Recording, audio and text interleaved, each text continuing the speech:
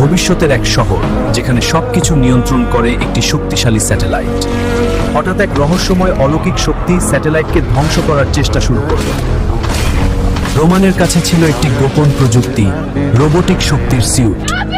শহরকে বাঁচাতে রোমান ছুটে গেল মহাকাশের দিকে।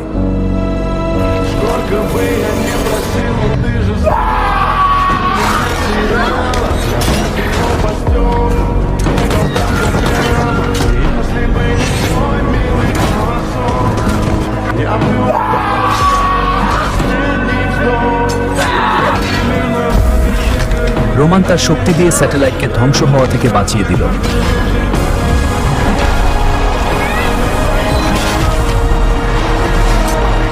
শক্তি বড় নয়, সঠিক কাজে শক্তি ব্যবহার করাই আসল শক্তি। যে মানুষ অন্যকে রক্ষা করে সেই মানুষই সত্যিকারের নায়ক।